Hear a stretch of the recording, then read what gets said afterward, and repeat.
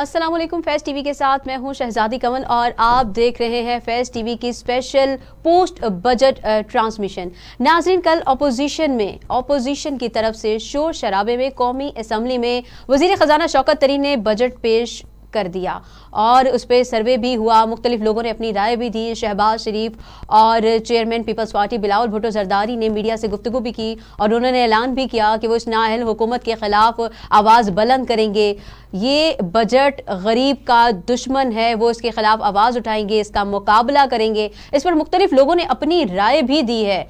ये बजट कितना अवाम दोस्त है और कितना अवाम दुश्मन है, इस पर मुख्तलिफ सर्वे किए जा रहे हैं, मुख्तलिफ लोगों की राय दी जा रही है। इसी हवाले से आज हम यहाँ पर बात करेंगे। नय्युरुद्दीन साहब सीनियर तजिया निगार हमारे साथ मौजूद हैं। हम इनसे भी बात करेंगे और जानेंगे कि इस बजट पर ये क्या राय रखते हैं। अस्सलाम वालेकुम नय्युरुद्दीन साहब।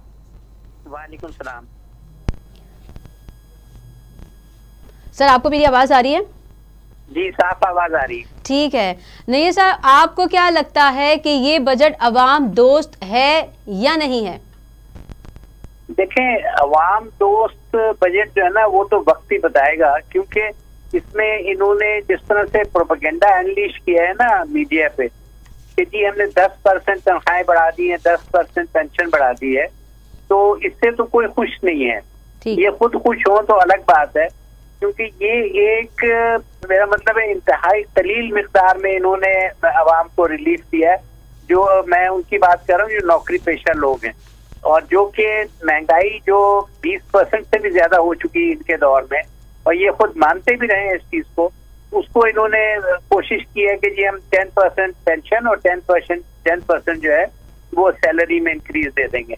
लेकिन ये नहीं इन्होंने बताया कि पेंशन में एक बड़ा हिस्सा जो है वो EOBI की पेंशन का है, और उसका कोई जिक्र नहीं है कि उसमें 1% की भी इंक्रीज होगी या नहीं होगी।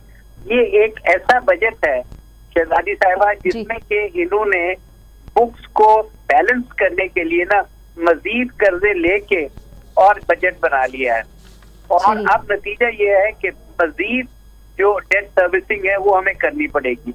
असल काम ये होता है बजट में कि आप ऑस्टेरिटी शो करें। ऑस्टेरिटी शो करने के लिए दो तरीके हैं।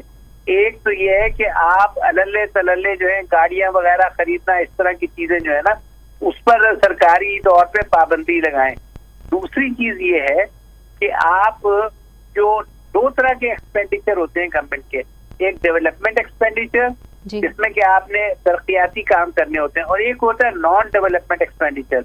यहाँ इन्होंने नॉन डेवलपमेंट एक्सपेंडिचर पे कोई कमी नहीं की है, और वो उसी तरह ही है चल रहा। उसमें एक पैसे की कमी नजर नहीं आ रही कि जिससे पता चले कि अवाम के मफाद में को बात हुई है।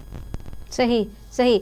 मतलब आपका ये कहना है कि एहसन इकबाल ने जैसे कुछ देर कबल ही लाहौर में न्यूज़ कॉन्फ्रेंस करते हुए कहा था कि हुकूमत ने बड़ी होशियारी के साथ पाकिस्तान के साथ एक हादसा कर दिया है। देखें, वो उनके अल्फाज हैं, वो उसके जिम्मेदार हैं, लेकिन मैं इमरान खान और उनकी टीम से एक्सपेक्ट करता हूं कि वो ज्यादा प्रोफेशनल अंदाज में जो रियासत मदीना उनका जो मेन उनका जो चार्टर है PTI का, उसकी तरफ कदम बढ़ाएंगे। उस तरफ कुछ नहीं हो रहा है इस वक्त। आप ये देखें कि अमीरों पे नहीं टैक्स लग रहा है, सारी टैक्सेशन जो है वो वही है जो कि गरीबों पे है। और मजे की बात है कि अबव 80% जो टैक्सेशन है वो इनडायरेक्ट है। अगर डायरेक्ट टैक्सेशन होगी और अमीरों पे टैक्स लगेगा तो फिर जाके कुछ रिलीफ मिलेगा गरीबों को। उस तरफ ये बिल्कुल नहीं आते। बल्कि आज मुझे प्रेस कॉन्फ्रेंस में हैरत हुई कि वजीर खजाना ने जस्टिफिकेशन दे दी इनडायरेक्ट टैक्सेशन की कि जी इनडायरेक्ट टैक्सेशन तो चाइना में भी 70-80% था। तो भाई, 2 wrongs don't make 1 right। वहां पर गलत था तो आप यहाँ पर गलत करके उसको राइट नहीं बना सकते। बिल्कुल। आप में इतनी जरूरत होनी चाहिए कि आप डायरेक्ट टैक्सेशन लगाएं अमीरों के ऊपर, वो नहीं लगाते ही। सही सही। नय्युरुद्दीन साहब, आप हमारे साथ मौजूद रहिएगा। हमें ज्वाइन किया है डॉक्टर शुजात मुबारक ने, माहिर माशियात हैं। सर, हम आपसे भी जानना चाहेंगे कि ये जो बजट पेश किया गया है ये अवाम दोस्त है या अवाम दुश्मन है? Thank you so much. देखिए, सो फार जो बजट के आए हैं ना हमारे पास फिगर्स, इसमें ये कहा जा सकता है कि it was a balance budget. और स्पेशली मैं अगर आपको बताऊं कि 3Ds के ऊपर बजट में ओवरवेलमिंग फोकस था। Number 1 debt servicing, number 2 defence expenditure और नंबर 3 डेवलपमेंट। आप देखें कि आपके बजट का तकरीबन कोई 32% ऑफ टोटल एक्सपेंडिचर ले आउट वो जा रही है आपकी डेट सर्विसिंग में, यानी कि 3100 अरब रुपए आपके 8400 में से डेट सर्विसिंग पे जा रहे हैं। उसके बाद 1300 आपके डिफेंस पे जा रहे हैं। और जो इस वक्त गवर्नमेंट का जिस इकदाम को हमें थोड़ा सा सराहना चाहिए वो डेवलपमेंट का बजट है। पिछले साल डेवलपमेंट जो federal public sector development expenditures थे, जो उसके प्लान से 650 अरब रुपए रखे गए थे, इस साल में बढ़ा के कोई 900 अरब रुपए कर दिए। तो ये एक खुशाइन बात है। उसके साथ साथ कुछ चीजें जैसे हायर एजुकेशन कमीशन के हवाले से 66 बिलियन रुपीज एलोकेट किए। सब्सिडीज का डिस्पाइट के IMF ने गवर्नमेंट को बार बार ये कहा कि आप पेट्रोलियम लेवी को बढ़ा के 30 रुपीज पर लीटर कर दें। गवर्नमेंट ने वो अभी तक तो नहीं पेट्रोलियम लेवी बढ़ाई, और इसके बजाय इसके कि IMF का मान के सब्सिडीज को कम करते अभी उन्होंने सब्सिडीज 680 बिलियन रुपीज की रखी हैं, जो कि अगेन अभी तक जो देखा जाए तो ये अवाम के लिए एक रिलीफ का बायस बन सकती है। सो फार सो गुड। अगर आप अभी के फिगर्स देखें तो बहुत अच्छे हैं, लेकिन मुझे डर इस चीज का है कि जब फाइनेंस बिल सामने आएगा तो फिर मिनी बजट्स आना शुरू हो जाएंगे, क्योंकि गवर्नमेंट IMF को डेविएट नहीं कर सकती। IMF मेट बजट में डेफिनेटली आपको सब्सिडीज भी कम करनी होंगी, आपको अपने एक्सपेंडिचर्स भी कम करने होंगे और आपको रेवेन्यूज भी बढ़ाने होंगे। एक चीज मैं यहाँ पे एक और बताता चलूं कि गवर्नमेंट ने 5700 अरब रुपए का टारगेट रखा रेवेन्यू कलेक्शन का। पिछले साल गवर्नमेंट का टारगेट था 5550, जिसको 5550 फिगर कहा जाता था, और हमने खुद डिस्कशन की मीडिया में। फिर उसको रिवाइज करके 4900 अरब रुपए पे लेके आ गए, फिर उसको रिवाइज किया, फिर 4600 अरब रुपए पे आ गए, और अभी तक पोजीशन ये है कि हम 4200 अरब रुपए यानी कि 4.2 ट्रिलियन रुपीज हमने इकट्ठे किए हैं, और मुश्किल से 50-60 अरब रुपए आइंदा चंद दिनों में इकट्ठे करेंगे। यानी कि पिछले माली साल में हम 4300 अरब रुपए की हमारी कलेक्शन होगी। टारगेट जो शुरू का था वो 5550 अरब रुपए का था। इस साल टारगेट गवर्नमेंट ने रखा है 5700 अरब रुपए का। अब देखिए कि मुझे ये समझ में नहीं आती कि without increasing the tax net और जो मौजूदा टैक्सेस बढ़ाए बगैर की गवर्नमेंट 1500 अरब रुपए कैसे इकट्ठा करेगी। तो ये मुझे थोड़ा सर, ये भी तो आवाम की जेबों से ही निकलेगा। अगर हम कर्ज लेंगे तो भी आवाम भरेगी, टैक्स लगाएंगे तो भी आवाम भरेगी, महंगाई करेंगे तो भी आवाम ही भरेगी। एग्जैक्टली देखिए, महंगाई तो होगी। मैं आपके प्रोग्राम के तवज्जुह से बता दूं कि गवर्नमेंट ने एक्सप्लिसिटली ये कहा है कि हमारा ग्रोथ ओरिएंटेड बजट है। जो माशियात के जितने भी स्टूडेंट्स हैं वो ये समझते हैं कि जब भी ग्रोथ ओरिएंटेड बजट होगा, एक्सपेंशनरी फिस्कल पॉलिसी होगी, तो महंगाई तो आएगी। ये हमेशा से इकोनॉमिक्स में यही उसूल रहा है कि अगर आप इन्फ्लेशन को टारगेट करेंगे ग्रोथ रुकती है, और अगर आप ग्रोथ को फोकस करते हैं तो इन्फ्लेशन आपका बढ़ता है। गवर्नमेंट ने इस वक्त इन्फ्लेशन टारगेट किया है 8% का, लेकिन एक्सपेक्ट ये किया जा रहा है कि अगले साल 10 डबल डिजिट इन्फ्लेशन आपके मुल्क में होगा। लेकिन ये है कि आपकी ग्रोथ जब होगी तो थोड़ी बहुत आपकी एम्प्लॉयमेंट बढ़ सकती है। नेवरदलेस आई थिंक लोगों को तैयार रहना चाहिए महंगाई के लिए। महंगाई कम होने वाली नहीं है।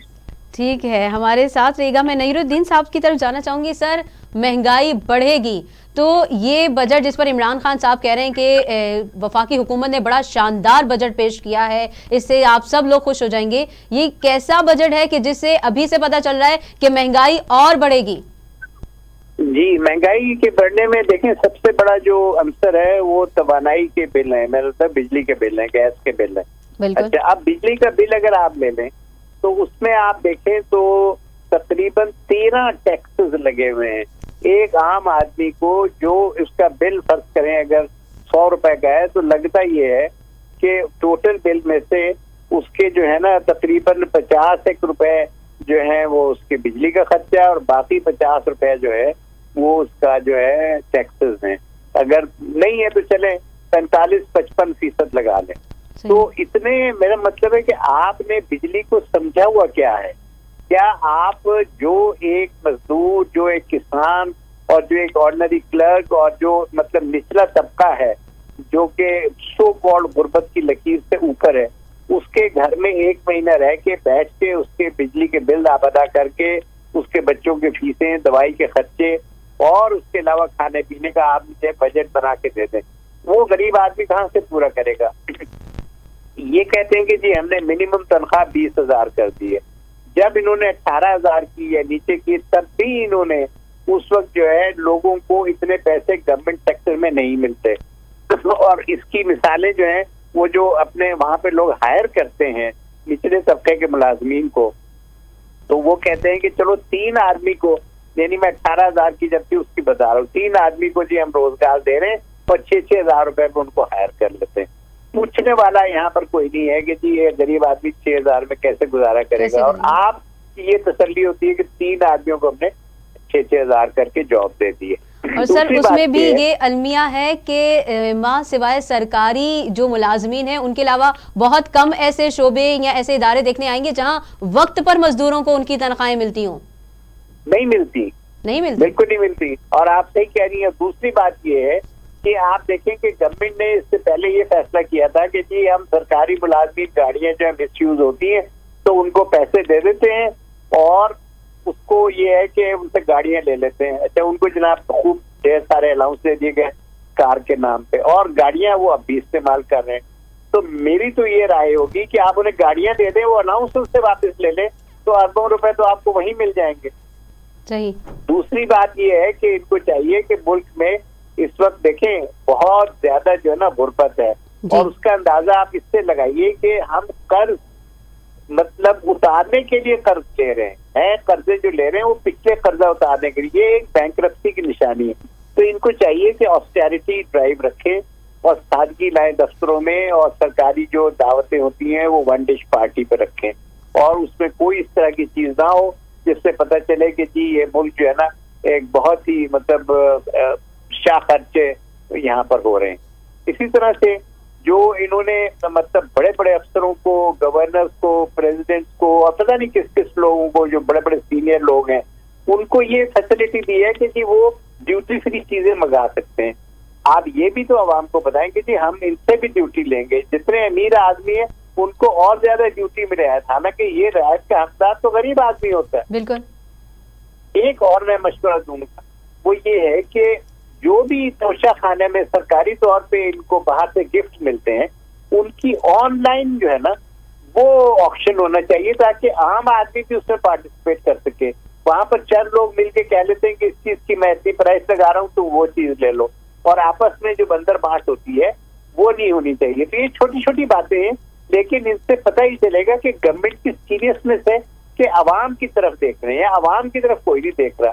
यहाँ तो जी अवाम को ये खुशखबरी सुना दी जाती है कि जी बजट जो है ना सबको खुश कर देगा।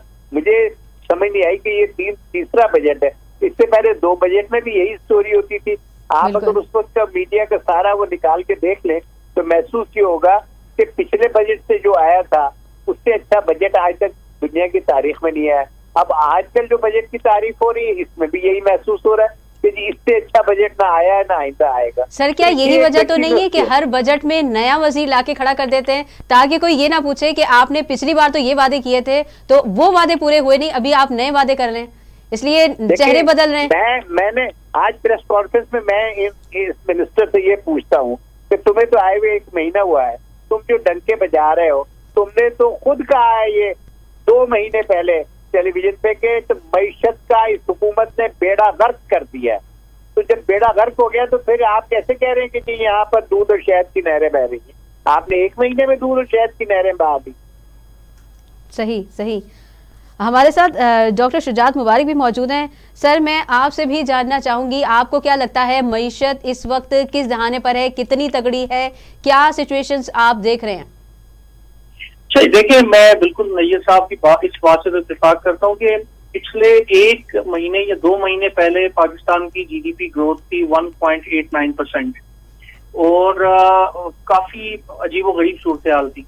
मुझे ये समझ नहीं आती कि 1 महीने में पता नहीं कौन सी जादू की छड़ी चली और उसके बाद आपकी जो इकोनॉमिक ग्रोथ है वो 3.94% पे चली गई, प्रोजेक्टेड इकोनॉमिक ग्रोथ आपकी 4.7% पे चली गई और आपकी एम्प्लॉयमेंट रेट बढ़ गया। तो clearly that is evidence of fudging the figure. जो बेस ईयर गवर्नमेंट ने चेंज किया, बेस ईयर चेंज करने के बाद वो जाहिर है कि जब आप बेस ईयर चेंज करते हैं तो उससे आपकी ग्रोथ वो ऑटोमेटिकली वो इंक्रीज हो गई। तो मुझे जो इस चीज का डर बजट में भी है, अब देखें बगैर मैंने पहले भी कहा कि it appears to be a balance budget, so for to the concern जो आपकी स्पीच है बजट की पार्लियामेंट में की गई, शौकत तरीन साहब ने की, लेकिन जब फाइनेंस बिल सामने आएगा तो उसमें फिर बहुत सारे खदशात हैं। बहुत सारे लोगों का ये कहना है कि वो दोबारा से बजट रिवाइज होगा। बिलखुसूस जो गवर्नमेंट ने ये कहा कि जी हम रॉ मटेरियल के हवाले से कुछ उसकी एग्जाम्पशन देंगे। अच्छा, कुछ चीजें बड़ी ओपन क्लॉजेस छोड़ी गई हैं, जैसे सेक्शन 111 सब सेक्शन 4 के बारे में कोई बहुत क्लियर उन्होंने कोई एविडेंस या कोई चीज इसमें नहीं डिस्कस किया गया, जो कि मनी लॉन्ड्रिंग के लिए और FATF के लिए बड़ी क्लियर एक क्लॉज थी और जिसको एड्रेस करना गवर्नमेंट ने कहा था कि हम इसको बजट में एड्रेस करेंगे।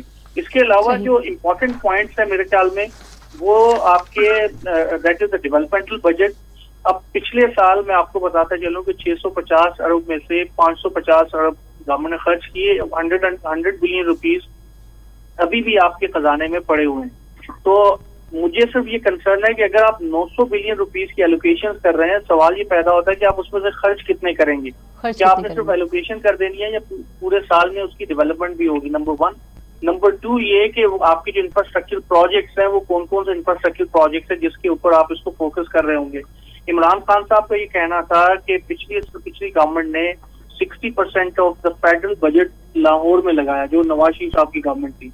मौजूदा गवर्नमेंट की पॉलिसी से ये नजर आ रहा है कि ये जितना सारे का सारा बजट है उसका एक जो डेवलपमेंट का बजट है उन्होंने कंस्ट्रक्शन सेक्टर को दे दिया। और कंस्ट्रक्शन सेक्टर में भी कुछ मखसूस लोग हैं जिनको सब्सिडीज दी जा रही हैं, जिनको बहुत सारी सैंक्शन दी जा रही हैं। तो इसमें भी गवर्नमेंट को they have to be very clear कि ये जो बजट है 900 बिलियन रुपीस की जो डेवलपमेंटल प्रोजेक्ट्स हैं वो कौन कौन से प्रोजेक्ट्स होंगे।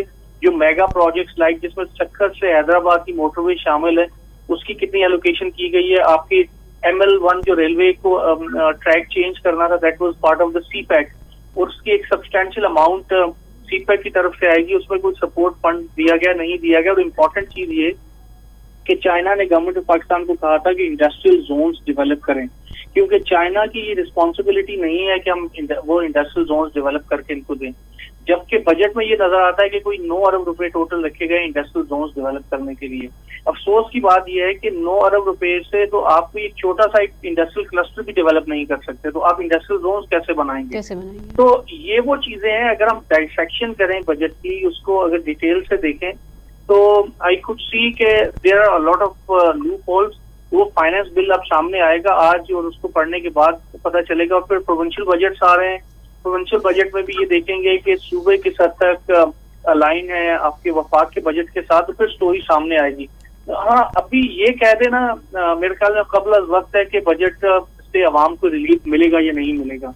ये तो जरूर है कि बजट की अपेरेंटली फिगर्स जो है कुछ मुनासिब नजर आ रहे हैं, लेकिन रिलीफ किस हद तक मिलता है that's yet to be answered. यानी कि एहसन इकबाल ने जो भी कुछ देर कबल कहा था, आप उससे मुत्तफिक है कि हुकूमत के पास कोई तरक्याती प्लान अभी है नहीं, ये सिर्फ एक सुहाना ख्वाब दिखाया जा रहा है। जैसे पिछले बजट में ये ख्वाब दिखाया गया था कि 1 करोड़ नौकरियां देंगे, लेकिन कहाँ है वो 1 करोड़ नौकरियां? जी, एहसन इकबाल साहब से तो मैं मुत्तफिक नहीं हूँ, क्योंकि उनके पास खुद भी प्लान नहीं था उनकी गवर्नमेंट के पास, तो ये दोनों एक ही हैं। अगर वो ये कहते हैं कि हमारे पास भी प्लान नहीं था, इनके पास भी प्लान नहीं है, फिर बात तो सही है, क्योंकि ना उनकी गवर्नमेंट ने कोई प्लान दिया ना इनकी गवर्नमेंट, ये गवर्नमेंट कुछ कर पा रही है। तो फ्रॉम दैट पर्सपेक्टिव ये बिल्कुल सही है।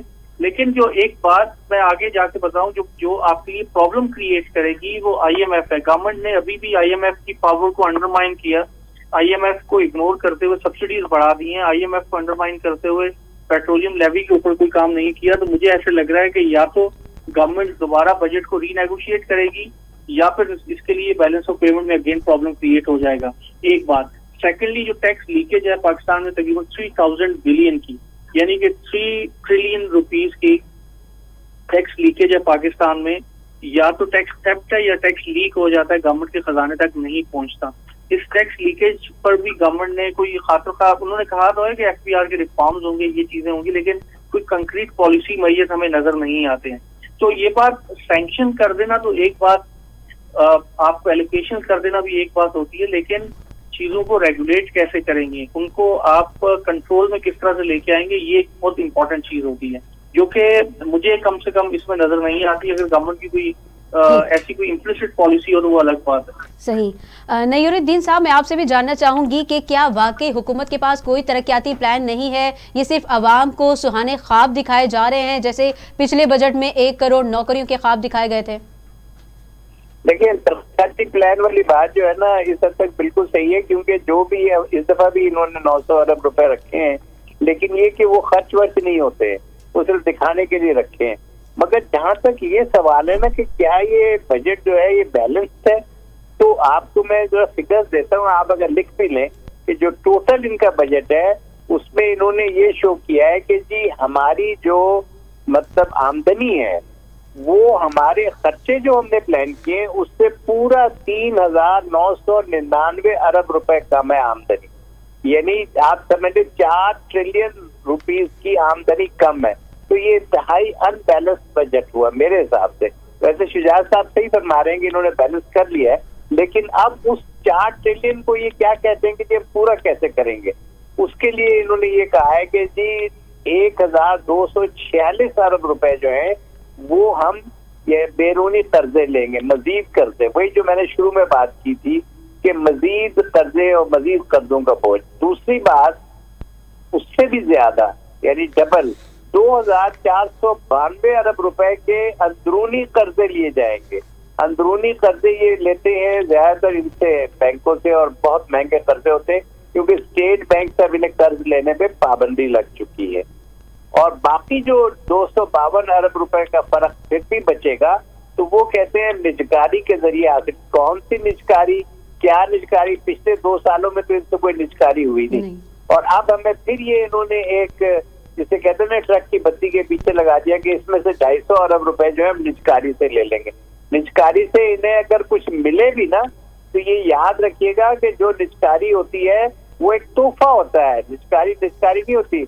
किस तरह तोहफा होता है कि भाई तुम किस्तों में पैसे दे दो, तुम हमसे ये फैक्ट्री ले लो, इसको चलाओ, इसी के मुनाफे से भी किस्तें दे देना। तो वो 252 अरब रुपए मुझे तो कहीं नजर नहीं आ रहे। हाँ, अगर इनको कहीं से मिल सकते हैं कुछ पैसे, तो वो जो स्पेक्ट्रम ऑप्शन करते हैं ये टेलीकॉम के, उसमें से इनको अच्छी रकम मिल सकती है। लेकिन पिछली दफा जो मतलब कुरानदाजी में कहने लगा जो इनकी वो हुई थी ऑप्शन, उसमें भी बहुत मतलब मैं यही कहूँगा कि जबरदस्त घपले हुए थे, और वो एक लंबी कहानी है। वो हुआ था इसाक डार साहब के दौर में। एनीवे, नईरुद्दीन साहब हमारे साथ रहिएगा। यहाँ वक्त हुआ है एक छोटे से ब्रेक का। ब्रेक के बाद दोबारा हाजिर होंगे। देखते रहिए फैस्ट न्यूज।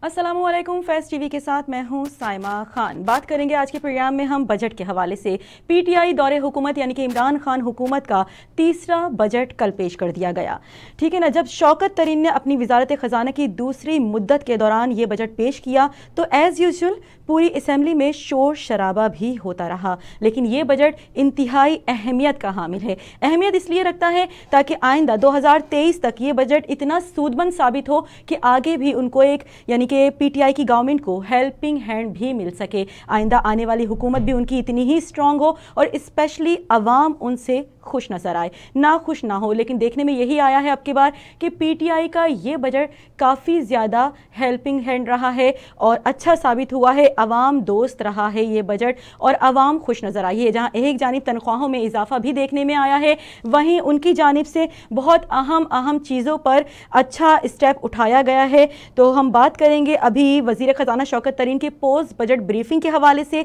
आज उन्होंने पोस्ट बजट ब्रीफिंग भी दी है। कुछ चंक्स आपसे हम उनके शेयर करते चलेंगे, उसके बाद हम अपने मेहमानों की तरफ जाएंगे। सबसे पहले तो हम बात करेंगे कि 8 से 10 साल में तरक्की की शरह 20% तक ले जाने का हदफ है। शौकत तरीन की तरफ से ये कहा गया है, उनकी जानिब से ये भी कहा गया है कि दरामदाद और बरामदाद के तनासुब को कंट्रोल करना ज़रूरी है। ये अहम कुछ चीदा बातें हैं जो हम बयान करेंगे। इसी हवाले से बात करने के लिए इस वक्त हमारे साथ स्टूडियो में और टेलीफोन लाइन्स पर कुछ हजरात मौजूद हैं। हम बात करेंगे सबसे पहले मिर्ज़ा इख्तियार बेग जो माहिर माशियात हैं वो, और नय्यरुद्दीन साहब तजिया निगार हैं, जबकि खुर्शीद अब्बासी साहब सीनियर तजिया निगार भी हमारे साथ मौजूद होंगे। सबसे पहले रुख करेंगे मिर्ज़ा इख्तियार बेग साहब की जानिब।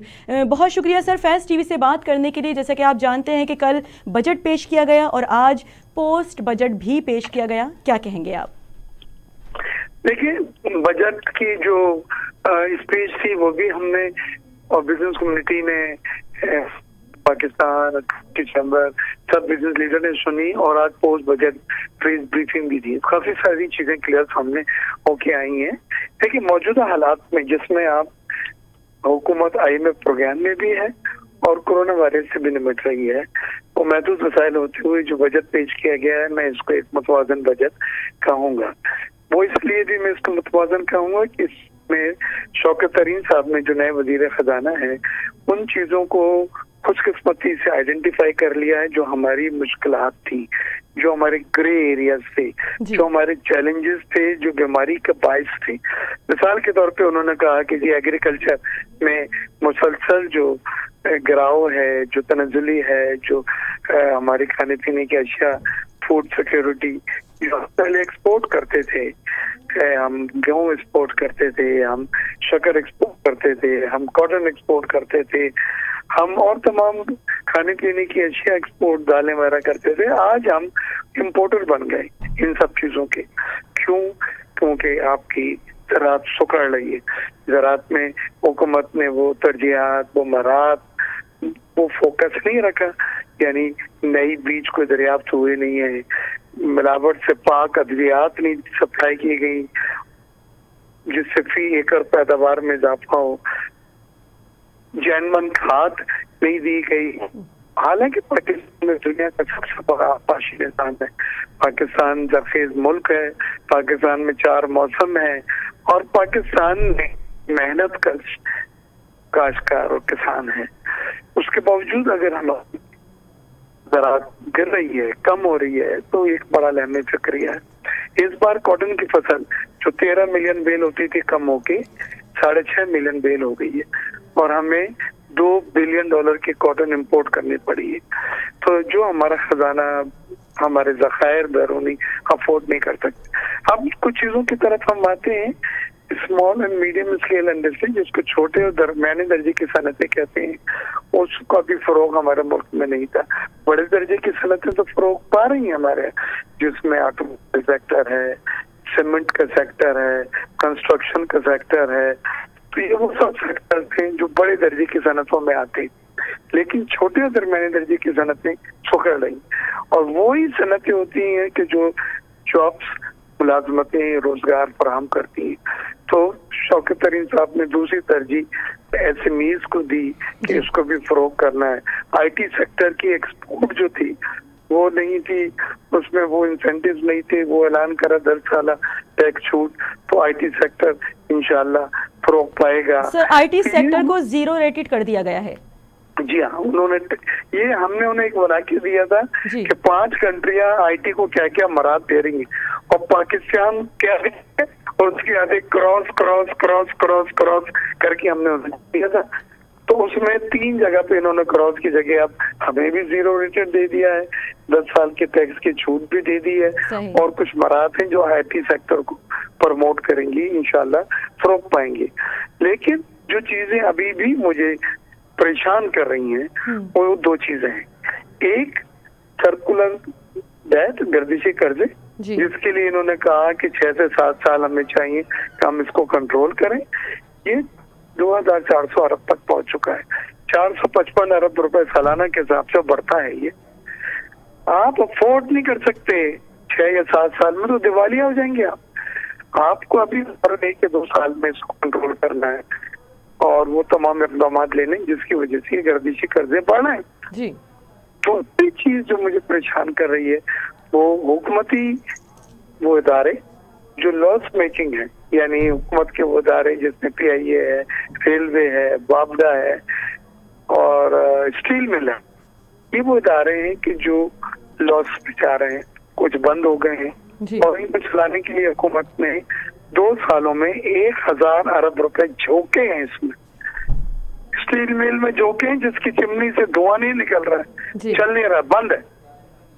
तो इस हुकूमत ने भी कहा था, उससे पहले वाली हुकूमतों में भी वजीर खजाना बजट तकरीर में सलाम वालेकुम वालेकुम सलाम के बाद जो जुमला कहा था वो ये था कि हम इन इदारों का बोझ कौम खजाने पे से खत्म कर देंगे, बोझ नहीं पड़ने देंगे, इनकी निजकारी करेंगे हम और इनकी रीस्ट्रक्चरिंग करेंगे, जिसको आप कहते हैं उर्दू में तंजीम में नौ। कुछ नहीं हुआ है। अब उन्होंने एक नया प्रपोजल दे रहे हैं 3 साल के बाद, हुकूमत आधे से ज्यादा टाइम गुजार चुके हैं, हम एक कमेटी बनाएंगे, प्राइवेट सेक्टर के लोग लेंगे बेग साहब जैसे, और आइडिया दें कि हम किस तरह से इसकी तंजीम में ना हो या निचकारी कर सकते। वो भाई ये पहले साल बना लेते हैं आप, अब जाते जाते आप ये चाहते हैं कि हुकूमत को ये चीज डाल दी जाए। तो ये सब चीजें ऐसी हैं जिनमें तशवीश भी है और सवालिया निशानात भी, सवालिया निशान भी मौजूद है। ठीक है मिर्जा इख्तियार बेग साहब, आप हमारे साथ मौजूद रहिएगा। हम बढ़ते हैं खुर्शीद अब्बासी साहब की जानिब, जो सीनियर तजिया निगार हैं, हमारे साथ मौजूद हैं स्टूडियो में। जी खुर्शीद अब्बासी साहब, आपसे हम पूछेंगे कि पाकिस्तान की गरीब आवाम के लिए ये इत्मीनान की बात है कि हुकूमत ने एहसास प्रोग्राम में मजीद 100 अरब रुपए बढ़ा दिए हैं, खुश आइन बात है क्योंकि इस तरीके से लोगों को घर घर जाके कैश भी मिलता रहेगा, क्या कहेंगे आप? देखिए जी, कैश तो अपनी जगह मिलता रहेगा, लेकिन मैं असल बात ये करना चाहूँगा कि आज जो वज़ीर ख़जाना शौकत तरीन साहब ने जो पोस्ट बजट ब्रीफिंग दी है जी, उसमें 2-3 अहम बातें की हैं और उन्होंने एक तरफ से एक एतराफ़ किया है हुकूमत की नाकामियों का, जो साबिक़ा हुकूमत हो या मौजूदा जो भी हो। अच्छा, एक नंबर 1 बात, एक बड़ा जुमला उन्होंने ये कहा कि हमारा मुल्क जो है खुराक की कमी का शिकार है, एक ये बात ही। दूसरी बात यह है कि हमने फसलों की तरफ तवज्जो नहीं दी, यानी ज़राअत की तरफ कोई तवज्जो नहीं दी गई। और इसके अलावा जो है एक और भी बात की कि सारे वसाइल जो है बैंकों के हवाले हैं। तो ये जो 2-3 चीज़ें जो हैं ये ज़ाहिर इस तरह के खदशात पेश कर रही हैं कि देखें, पहली बात हमारी जो कौमी मईशत है वो ज़राअत है, सनत नहीं है। आपने पहले दिन से ज़राअत को कौमी मईशत बनाया है और उसकी तरफ आपने बिल्कुल तवज्जो नहीं दी। और अगर आपने ज़राई बैंकें कायम की, ज़राई बैंकों का मकसद ये था कि आप ज़राअत के फ़रोग़ के लिए बैंकें कायम की गई, लेकिन हुआ क्या, वहाँ से जो कर्ज़े लिए गए, लोगों ने गाड़ियाँ ख़रीदी, ट्रैक्टर की बजाय गाड़ियाँ लेके उस पर घूमते रहे। मेरे ख्याल में 80% वो किसान हैं जो यानी 10 से 15-20 एकड़ तक ज़मीन जो है वो एक ख़ानदान जो है उसको आबाद कर सकता है। सही। तो उनका तो कभी तस्वीर नहीं है किसी बैंक में अकाउंट का, न किसी किसान का अकाउंट है, किसी का भी नहीं है। तो ये जो चीज़ें हैं, जो आपकी सरमायाकारी सारी, जो जितने भी बेनिफिट्स हैं या जितने भी जो आप ऐलानात करते हैं मुख्तलिफ़ किस्म के, वो सब बैंक में जिनके अकाउंट हैं, जो बैंक के करीब हैं, उनको उनका फ़ायदा मिलता है, किसान को फ़ायदा नहीं मिलता इसका। दूसरी बात यह है ज़राअत हमारी इसलिए भी मुतासिर हुई कि पिछले साल देखने में आया टिड्डी दल का हमला हो गया, इस तरह के कुछ ऐसे क्राइसिस भी आते रहे, कोविड आ गया, तो इसकी वजह से भी बहुत से नुकसानात होते रहे जिसका अजाला नहीं किया जा सकता। जी, टिड्डी दल तो आ जाते, कभी कभी चक्कर लगाते सर, पिछली दफा तो काफी ज्यादा अटैक आए थे, लेकिन ये जो लोकल टिड्डी दल हैं जो करप्शन करते हैं या जो उस चीज़, उस सरमाए को सही तरह इस्तेमाल नहीं कर पाते जी। अभी जिस तरह पहले जो बात हो रही थी, अगर उसको हम आगे लेके चलें, मिसाल के तौर पे कि जिस तरह मैंने अभी बात की कि ज़राई बैंकें इसलिए बनाई गई थी कि ज़राअत तरक्की करे, उनको लोन दिए जाएं, वो तरक्की करें, लेकिन वो बदकिस्मती से मामला बिगड़ गए। वो जो पैसा था ज़राई बैंक वाला, वो बजाय ज़मीनों पे इस्तेमाल होने के ज़राअत की कहीं और इस्तेमाल हुआ। फिर दूसरी बात यह है कि जो बीज है या जो खाद है वो जाली है, उसमें कई इस तरह की कंपनियाँ जाली पकड़ी गई, लेकिन किसान सीधे साधे होते हैं, वो उनको फ़रोख्त कर दिया, उसके असरात वो कंपनियां तो कमा गई, जाली लोग तो पैसे कमा के निकल गए टिड्डी दल की सूरत में, लेकिन उसके असरात जो ज़मीनों पे पड़े, वो उसकी जो ज़राअत में कमी आई, उस ज़मीन पे असर पड़े उसका। तो ये जो चीज़ें होती हैं, एक ऐसा ज़राई मुल्क जिसकी मुआशी जो हम कह रहे हैं कि हमारी कौमी मईशत ज़राअत है और उसमें खुराक की कमी हो जाए। अभी कपास की फसल ताज़ा आई है अभी इस वक्त मार्केट में, हुकूमत ने अभी तक उनके रेट मुकर्रर नहीं किए, तो ये कहाँ चेक एंड बैलेंस नहीं रखा तो ये जो चीज़ें होती हैं, ये मैं समझता हूँ कि देखें, हम एदाद शुमार का खेल तो करते हैं, सब कुछ करते हैं, ठीक है अपनी जगह पे, और हर एक की कोशिश भी होगी, वज़ीर आज़म की कोशिश होगी, वज़ीर ख़जाना की कोशिश होगी, मौजूदा काबीना की कोशिश होगी, साबिक़ा काबीना, सबकी कोशिश थी, लेकिन हमें नताइज क्यों नहीं मिल रहे हैं जी। इख्तियार बेग साहब ने अभी बात की कि भाई स्टील मिल तबाह हो गया, बिल्कुल आपने स्टील मिल जो है एक पहला इदारा था जो कराची में कायम हुआ भुट्टो साहब के दौर में, फिर आपने देखा कि वो कितने उरूज पे था, हमने स्टील मिल का उरूज भी देखा, जवाल भी देखा जी। और PIA का क्या हाल है, उसके प्राइवेटाइजेशन की बातें हो रही हैं, उसके होटल फरोख्त करने की बातें हो रही हैं, उसके जो एयरपोर्ट जो है वो फाइलें इधर उधर घूम रही हैं कि उसको किस तरह किसी को ठेके में दिया जाए। जब ऐसे हालात, आपकी प्रॉपर्टी भेजी जा रही है, रेडियो पाकिस्तान की बिल्डिंग भेजने के लिए जो इश्ताहार छप गए, तो ये जो चीज़ें होती हैं, ये जाहिर है कि आम एक बाशऊर पाकिस्तानी जो है वो ज़रूर इसमें सवाल भी उठाएगा, बात भी करेगा। बाशऊर पाकिस्तानी इस पे लाजमी सवाल उठाएगा, बात भी करेगा। ठीक है खुर्शीद साहब, आप हमारे साथ मौजूद रहिएगा। बढ़ते हैं हम नयरुद्दीन साहब की जानिब, जो तजिया निगार हैं। बहुत शुक्रिया सर फैज़ टीवी से बात करने के लिए। आपसे हम कहेंगे, बल्कि पूछना चाहेंगे कि टारगेट सेट करना होगा, लेकिन ये सब तब मुमकिन होगा जब आपकी ग्रोथ में इजाफा होगा। इस मजमूई ग्रोथ, इस इंजन से आपका रेवेन्यू भी बढ़ सकता है, क्या कहेंगे आप? देखें, बात ये है कि सबसे पहले तो जो ये कहा जा रहा है कि ये बजट जो है बैलेंस्ड है, तो बैलेंस बजट कम से कम मैं उसको समझता हूँ कि जिसकी आमदनी और अखराजात जो हैं वो बैलेंस्ड हो। इस बजट में 4 ट्रिलियन रुपए का, यानी 9.4 ट्रिलियन का ये टोटल बजट है। इसमें से 4 ट्रिलियन इनके पास पैसा नहीं है, और उसके लिए इन्होंने कहा है कि जी हम कुछ बैरूनी कर्जे लेंगे मजीद, और कुछ यानी अपने बजट को बैलेंस करने के लिए कुछ हम जनाब अंदरूनी कर्जे और ज्यादा लेंगे डबल, और तीसरा उन्होंने ये कहा कि हम प्राइवेटाइजेशन से पैसे लेके तो उससे पूरा करेंगे। तो ये चीजें जो हैं ये बहुत ही, मैं समझता हूँ कि नेगेटिव इसके सम्राट होते हैं कर्जे लेने के, और इस तरह से कर्ज लेके आप अपना अगर मतलब बैलेंस बराबर करें तो वो कोई तरीका नहीं है बजटिंग का। आपके पास अपने मुल्क में ऐसे जराए होने चाहिए, आपके पास मुल्क में ऐसी टैक्सेशन होनी चाहिए कि वो आपकी जो रेवेन्यू इनकम है और जो उसमें खास तौर पे जो बाहर से आपको रेमिटेंसेस आ रही हैं और जो आप एक्सपोर्ट्स कर रहे हैं, यानी 3 आपके पास मेजर आइटम्स होते हैं, इनमें आपको ग्रोथ लानी होगी। एक तो ये कि एक्सपोर्ट से हमें आमदनी बढ़े, ठीक है। दूसरी बात ये है कि हमारे पास जो बाहर से इनकम आ रही है, जो रेवेन्यू आ रहा है, जैसे इस दफा 27 अरब डॉलर का मतलब इम्कान है कि 27 अरब डॉलर आ जाएंगे, जो कि एक बड़ी रकम है।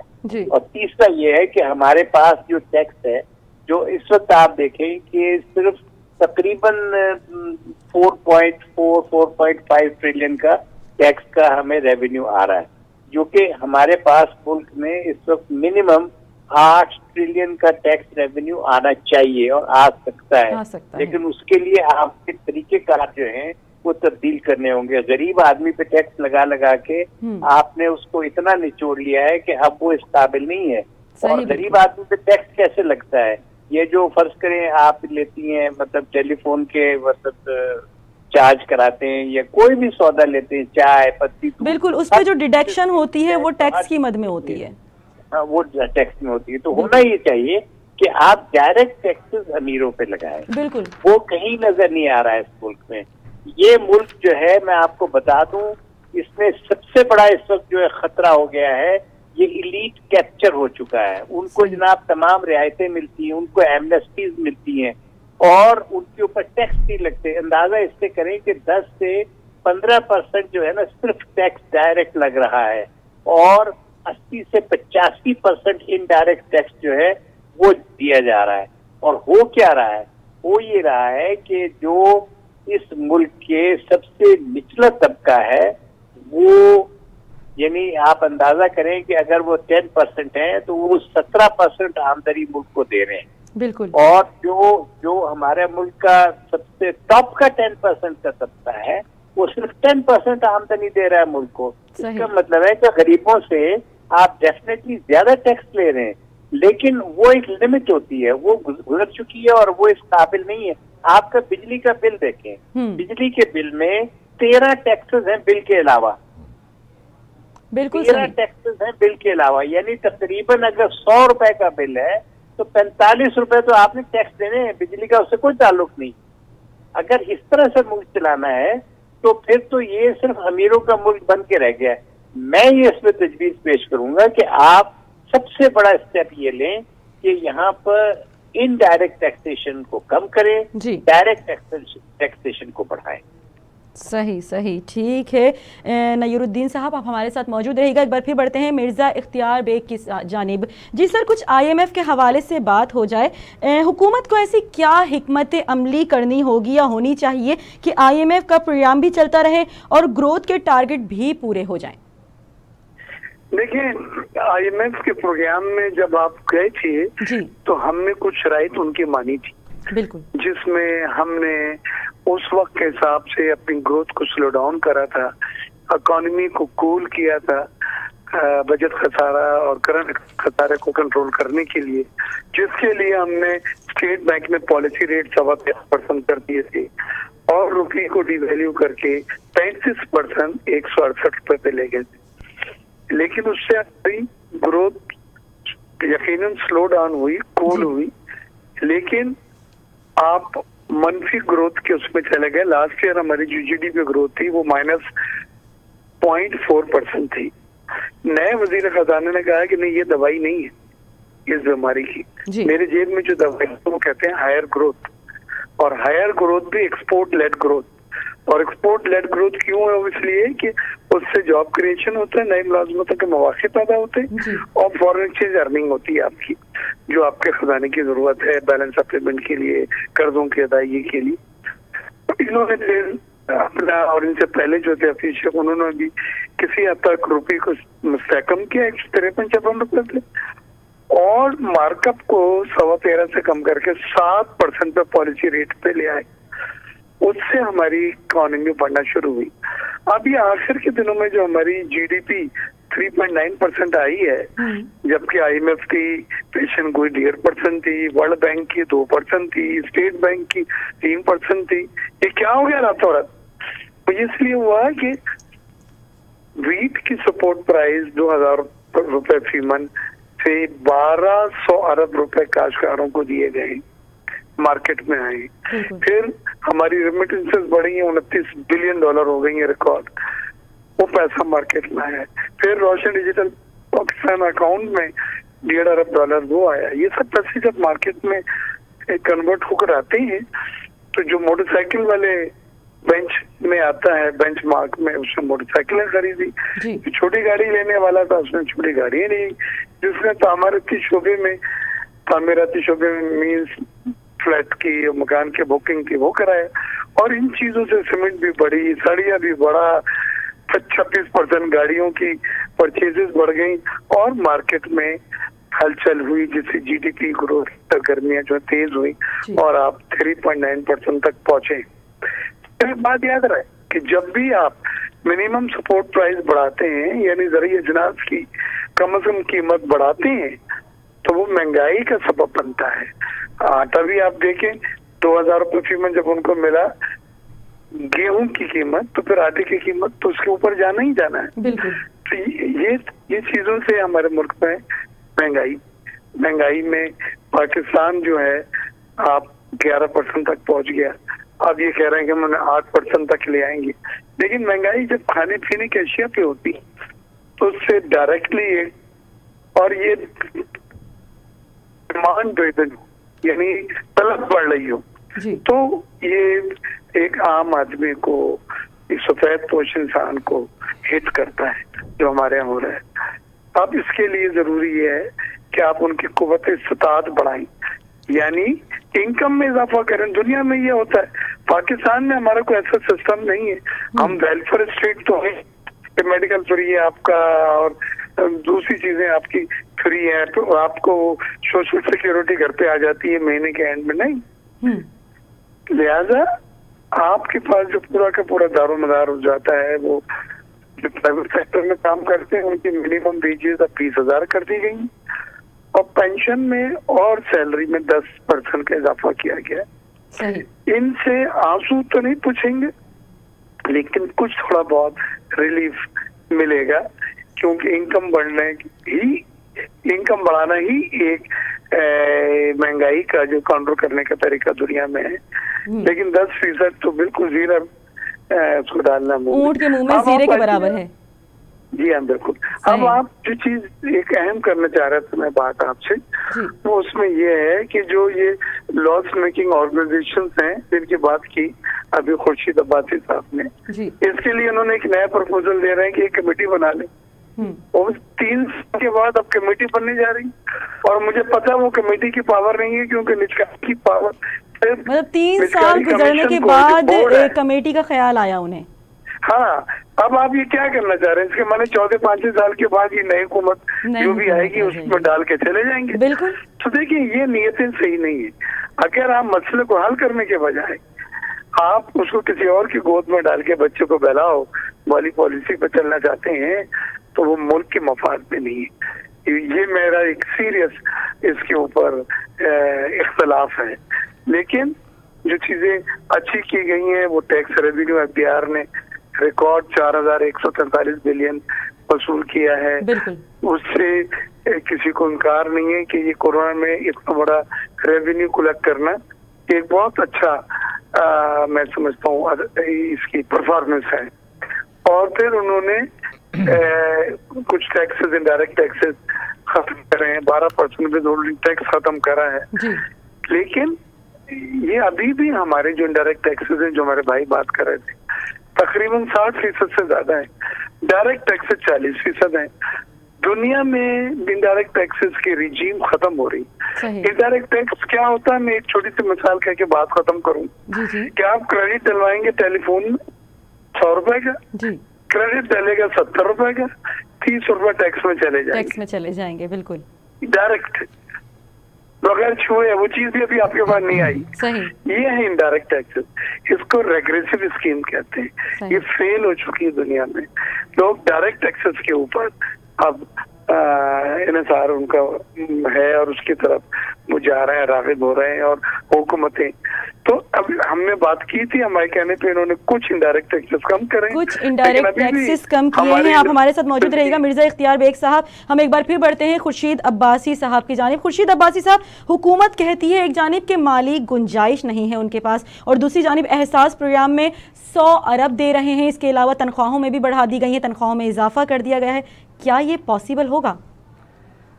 देखें, मुझे जो बजट देख रहे हैं, जो जिस तरह की बातें सुन रहे हैं, तो इसमें तो कोई गुंजाइश ही नहीं है, हो ही नहीं सकता। लेकिन जाहिर है कि एक आसान तरीका हाथा गया है। पहले बेनजीर भुट्टो स्कीम जो शुरू की गई थी वो भी चलती रही। अब उसकी नई शक्ल में जो है एहसास प्रोग्राम आ गया है। हम इसकी मुखालफत तो नहीं करेंगे, आप गरीबों को दे रहे हैं, ठीक है, अच्छी बात है। मसला ये है कि अच्छा, बेग साहब की मेरी पता नहीं आवाज़ बेग साहब की तरफ जा रही नहीं जा रही है? जी बिल्कुल आपको सुन रहे हैं बेग साहब। बेग साहब मुझे सुन रहे हैं, मुझे सुन रहे हैं ना? अच्छा बेग साहब, अभी सुन रहा हूँ। अच्छा बेग साहब, अभी आपने बात की कि आटे की कीमत बढ़ जाती है तो महंगाई ज़ाहिर है नज़र आने लगती है। लेकिन मैं खाली इतना कहूँगा कि देखें, जब सुर्खी पाउडर और परफ्यूम इस पे 50-100 रुपये बढ़ जाते हैं तो लोग नहीं चीखते, खामोश रहते हैं, ठीक है ना? और जब जरा सी कीमत ज़राअत के हवाले से मैं उसका जवाब दे दूं, वो इसलिए नहीं चीखते कि वो तबका इस्तेमाल करता है जो साहब हैसियत तबका है। आटा वो तबका इस्तेमाल करता है जो 20 रुपए का नान हो गया है।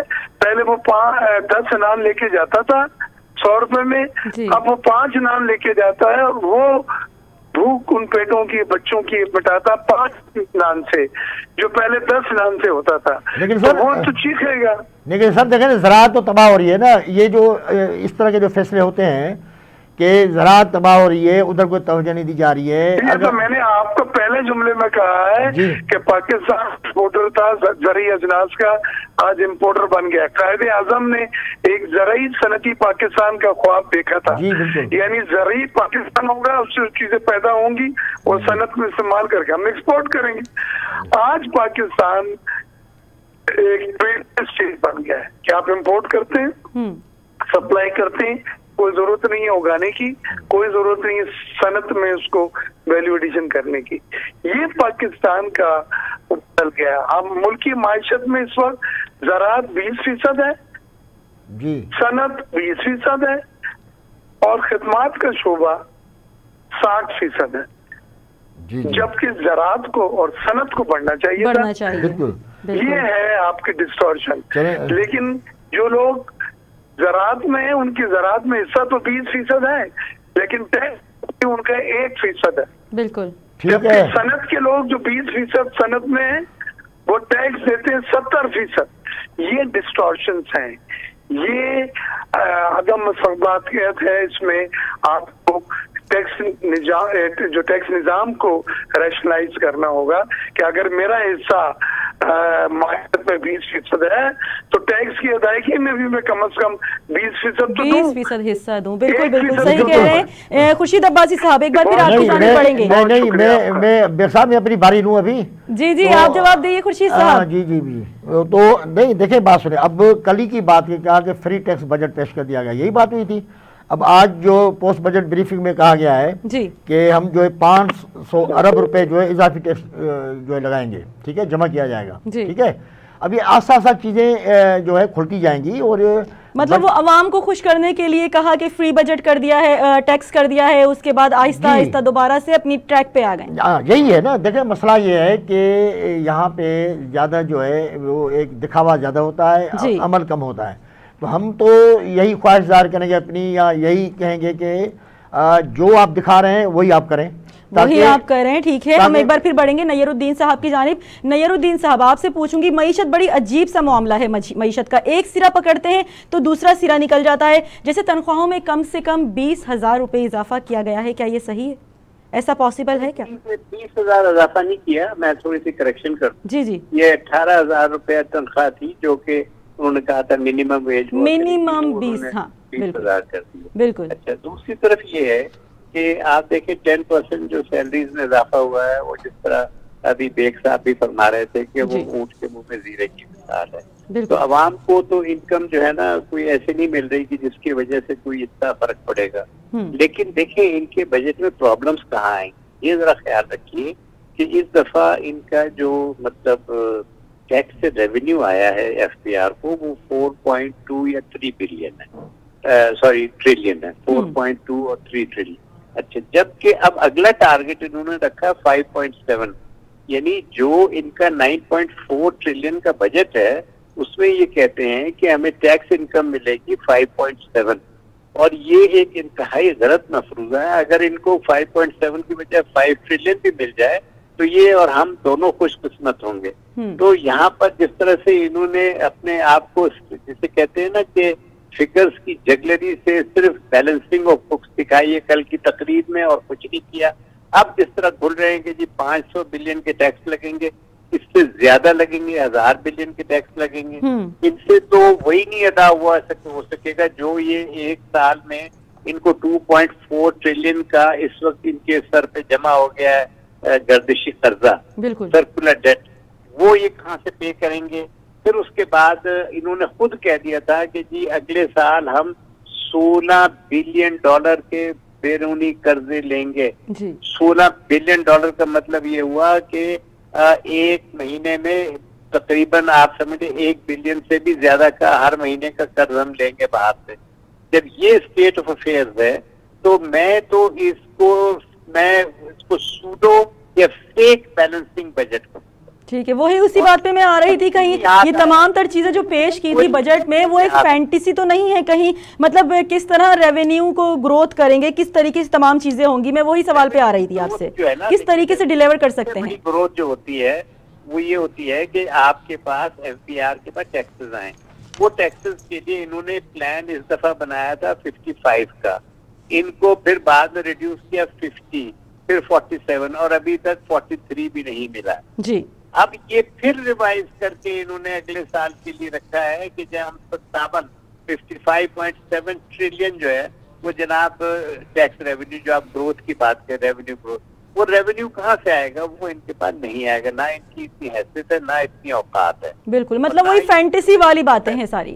तो ये सिर्फ और सिर्फ जो है, मैं आपको बता दूं कि एक तकरीर थी जो कर दी है, होना वो है जो कि पिछले सालों में भी हुआ, अब हुआ। वरना मैं तो ये पूछता आज आपके वजीर खजाना और हमारे वजीर खजाना से, भी 2 महीने पहले आपने फरमाया कि मईशत का तो बेड़ा गर्क हो चुका है। बिल्कुल तो बिल्कुल। बेड़ा कहाँ से चल पड़ा 1-2 महीने में इनके आने के बाद?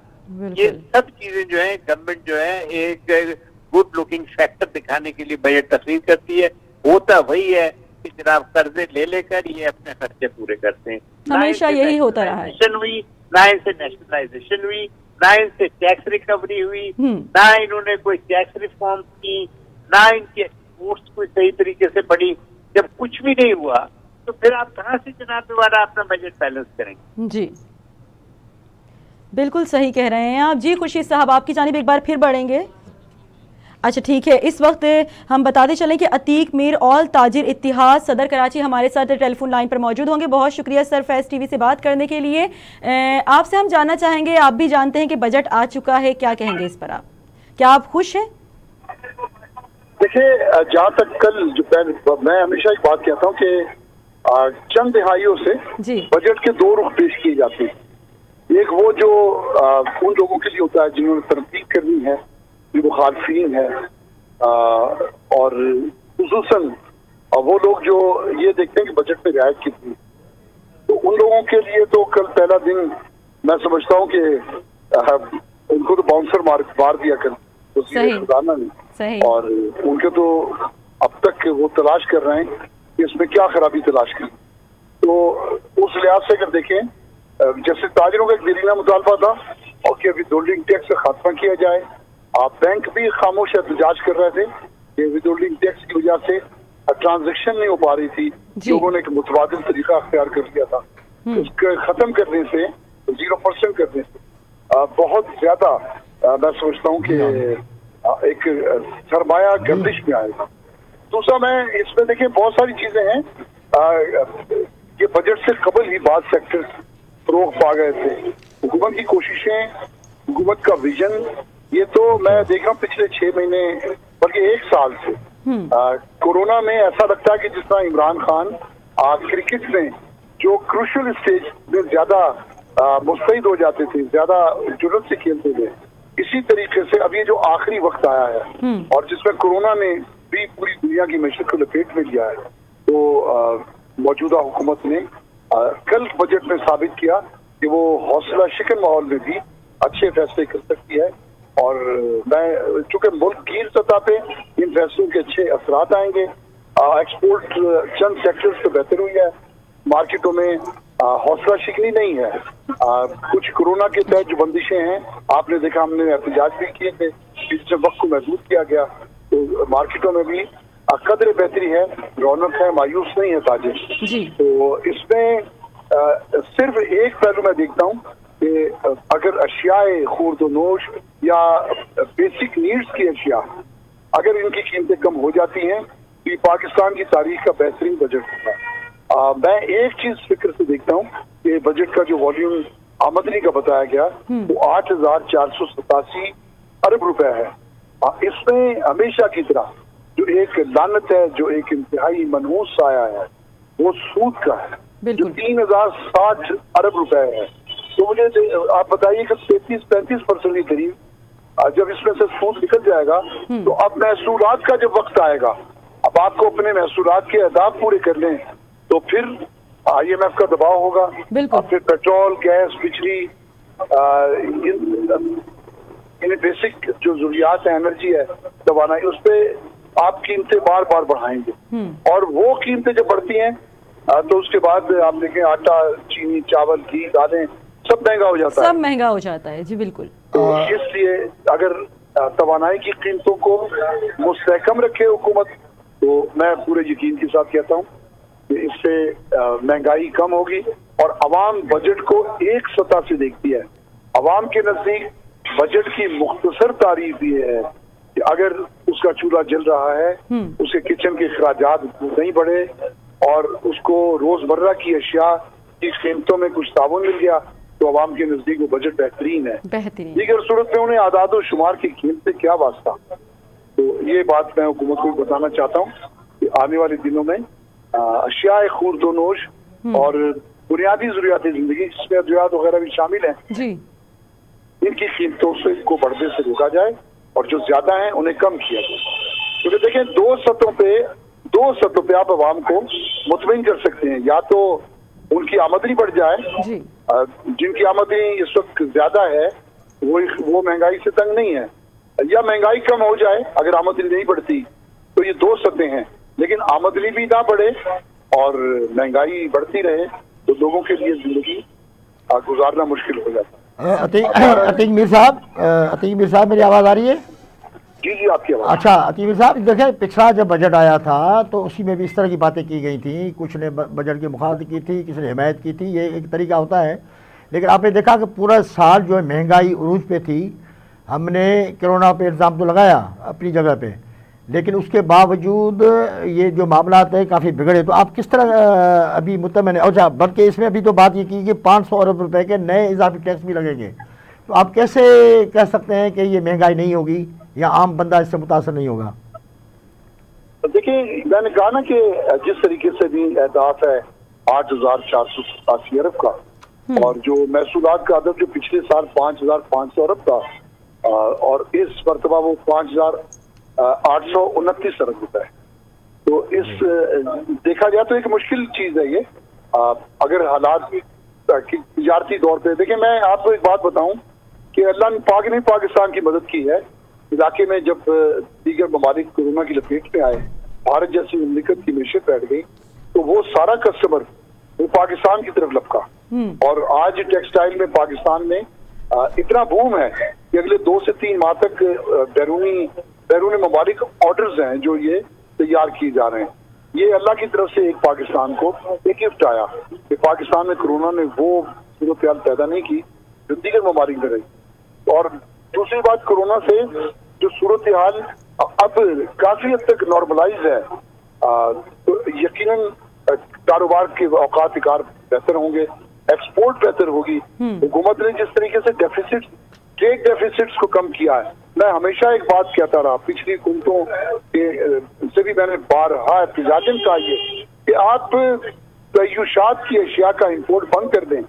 जब आप एक बंदा जो जिससे खून जाया होता है, तो वो खून की पैदावार को बढ़ाता है या खून के ज़िया को रोकता है ताकि उसका बदन तवाना रहे और वो कोई मुश्किलात से बचा रहे। तो पाकिस्तान में इंपोर्ट का जो एक सैलाब था उसने पाकिस्तान की मुकामी इंडस्ट्री को उड़ा के रख दिया। ये गलत पॉलिसी थी। WTO के बाद पाकिस्तान में ऐसी कोई पॉलिसी बनी नहीं। मौजूदा हुकूमत ने जो बंद बांधा, ट्रेड डेफिसिट्स को कम किया, उसने डॉलर्स को एक जगह पे रोक दिया और काफी हद तक मुकामी इंडस्ट्री को इस्तेहकाम मिला। तो मैं पुरुमीद हूँ, मुझे इसके बावजूद कि ये कुछ फिगर्स परेशान करते हैं, लेकिन एक गुड साइन ये है कि मार्केटों में कदर बेहतरी है। इंपोर्ट में उन अशिया की इंपोर्ट बंद कर दी गई है जो बेशतर पाकिस्तान में तैयार होती हैं। खाम माल पे ड्यूटीज कम की जा रही हैं ताकि पाकिस्तान में प्रोडक्शन बेहतर हो। तो ये कोई दुनिया का कोई भी मुल्क हो, देखिए उसके पास कोई एक सेक्टर होता है जिससे वो मुल्क की मैशत को चलाते हैं। पाकिस्तान उन चंद ममालिक में से है। यहाँ इतने सेक्टर्स हैं, किसी एक को भी पाकिस्तान बेहतर कर दे तो पाकिस्तान खुशहाली के सफर पे आ जाएगा। आप देखें, लाइव स्टॉक है, एग्री बेस्ड मुल्क है, इंडस्ट्रियल है, इसमें कौन से मार्बल्स यहाँ पर हैं, मिनरल्स हैं। मैं कहता हूँ पाकिस्तान में कौन सी चीज ऐसी है, बेहतरीन फल हैं जो हम एक्सपोर्ट करते हैं। आप बहुत सी अल्लाह की नेमतें यहाँ पर हैं। अच्छा अतीक मीर साहब, आपसे कुछ IMF के हवाले से भी बात हो जाए। अगर हुकूमत की क्या हिकमत अमली होनी चाहिए कि IMF का प्रोग्राम भी चलता रहे और ग्रोथ के टारगेट भी पूरे हो जाए, ऐसा क्या करना होगा हुकूमत को? देखिए, ये हम IMF के हाथों अल्लाह के अजाब का शिकार हैं, इसमें दो राय नहीं है। यही वजह है कि आप अच्छे फैसले भी करते हैं तो वो उसमें कामयाबी नहीं। तो ये IMF से जितनी जल्दी जान छुड़ाएं, जिस तरीके से 4 डैम एक साथ शुरू कर दिए, बहुत अच्छा ये साइन है पाकिस्तान के मुस्तकबिल के लिए कि जरूरत थी एक डैम भी बने। तो मैं समझता हूँ उसका तवानाई सेक्टर में बहुत अच्छा फर्क पड़ता है। लेकिन यहाँ 4 डैम है, दीगर अब बहुत सारी कोशिशें हुकूमत कर रही है। अब आप देखें दूसरी तरफ CPEC में भी अब तहरीक पैदा हुई है, काम शुरू हो गया है, अब माल तैयार हो रहा है, एक्सपोर्ट CPEC के भी आइटम्स के शुरू होगी। तो पाकिस्तान के लिए बहुत अच्छे, यानी मैं पूरे यकीन के साथ कहता हूँ कि अब हमारा एक हदफ होना चाहिए कि हमें सूदी कर्जों से निजात, क्योंकि आप रियासत मदीना की बात करते हैं, तो अगर कुरान को आप एक गंदे गलीफ नापाक गलाफ पे लपेट दें तो कुरान की तौहीन है। ये दो कौमी नजरिए पे बुनने वाला पाकिस्तान सूद के दलदल में फंस रहा है। इसे बचाइए, इसे निकालिए सूद से। अब फिर आप देखिए पाकिस्तान दुनिया के उन ममालिक में होगा जहाँ मुश्किलात ढूंढे से नहीं मिलेंगी और पाकिस्तान की मैशत में इतनी जान है कि मैं समझता हूँ हमें कर्ज की जरूरत नहीं है, कर्ज की जरूरत नहीं है। ठीक है अतीक मीर साहब, आप हमारे साथ मौजूद रहिएगा। एक बार फिर बढ़ेंगे नय्यरुद्दीन साहब की जानिब। नय्यरुद्दीन साहब, ज़राअत इंडस्ट्री समेत मुख्तलिफ शोबों में जहाँ एक जानिब टैक्स में रियायत दी गई थी, वहीं दूसरी जानिब बड़े स्टोर्स पर सेल्स टैक्स लगाएंगे, ग्राहक दुकानदार से पक्की रसीद वसूल की जाएगी, क्या कहेंगे इस पर आप? हाँ, तो इसका मतलब ये है कि वो जेब से तो टैक्स नहीं देंगे, वो फिर ग्राहक के ऊपर डाल देंगे फिर से।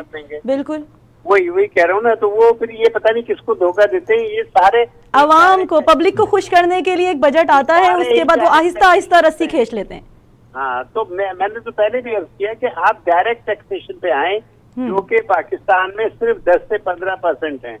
जब तक उसको आप ज्यादा नहीं करेंगे और इनडायरेक्ट जो कि 80 से 85% है उसको कम नहीं करेंगे, उस वक्त तक जो है गरीब आवाम की हालत ठीक नहीं हो सकती। एक बात। दूसरी चीज ये है कि IMF के लिए तो देखें, उनसे तो अभी तक आपको मुश्किल से $2 बिलियन मिले हैं। बिल्कुल ठीक है ना। तो इतने $2 बिलियन से ज्यादा तो आपको रेमिटेंस में आ गए। फिर आपको जो डिजिटल अकाउंट, रोशन डिजिटल अकाउंट उससे पर आ गए। तो कहने का मकसद ये कि आप अगर अपने आवाम की तरफ देखें तो उससे ज्यादा उन्होंने आपको दे दिया जो IMF ने शर्तें लगा के आपको दिया।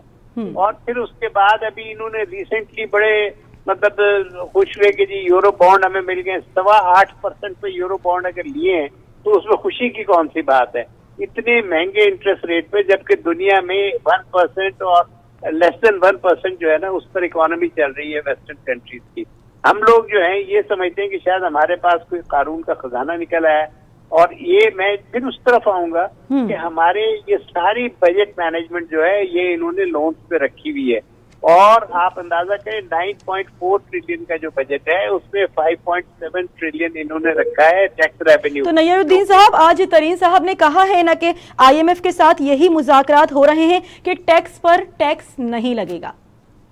देखिए जी, मुज़ाकरात हो रहे हैं, अच्छी बात है, लेकिन मैं उस तरफ नहीं जा रहा हूँ। मैं तो बजट पे फोकस कर रहा हूँ ना कि बजट जो है उसमें मुझे ये साबित करें। इन्होंने कहा कि जी हमारे पास 4 ट्रिलियन का होल है, ये तो इन्होंने माना, और उसको कहा तो उस होल को हम फिक्स करेंगे with external debt, with internal debt, and तीसरी चीज उन्होंने कही प्राइवेटाइजेशन।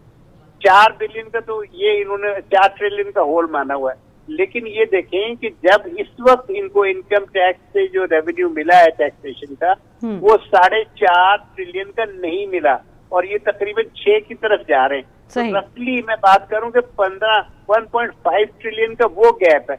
ये सब का सब जो है ये डेफिसिट फाइनेंसिंग की तरफ जा रहे हैं। ये और टैक्सेस लगाएंगे, ये और कर्जे लेंगे, और ये इकोनॉमी जो है इस तरह से नहीं चल सकती। इकोनॉमी इस तरीके से नहीं चल सकती है। ठीक है, नय्यरुद्दीन साहब मौजूद रहिएगा। खुर्शीद अब्बासी साहब, आपसे जानेंगे हम कि तंबाकू समेत 4 एरियाज पर ट्रैक एंड ट्रेस का निज़ाम ला रहे हैं, ये कहना है तरीन साहब का, क्या कहेंगे इस पर आप? देखें, मसला ये है कि इन्होंने हर किसी चीज़ को नहीं छोड़ा बगैर टेस्ट के जी। हर सतह पे, ख़ास तौर पर देखा कि सिगरेट नोशी को रुकने की तो मुख्तलिफ कोशिश की गई, लेकिन उसमें कमी नहीं आई। फिर उन्होंने उस पर टैक्स दर टैक्स लगाया। उनको पता है कि जो सिगरेट पीते हैं वो जाहिर है कि यानी कितने भी टैक्स लगाए वो पीने वाले तो पिएंगे, रुकेंगे ही नहीं। तो अच्छा, इस तरह की चीज़ें होती हैं। तो ये जो मामला होते हैं, जिस तरह अभी थोड़ी देर पहले नैयर साहब ने बताया कि 13 टैक्स जो है मुख्तलिफ के जो है वो आपने बिजली के बिलों में लगाए। लोगों को पता है कि बिजली का बिल भरेंगे, लाजी भरना है, अंधेरा तो नहीं करा है घर में। तो उसमें जो भी आपने देखा बीच में जो इसके PTV के जो है वो भी उन्होंने लगा दिया था फीस जो उसकी इसमें बिल में।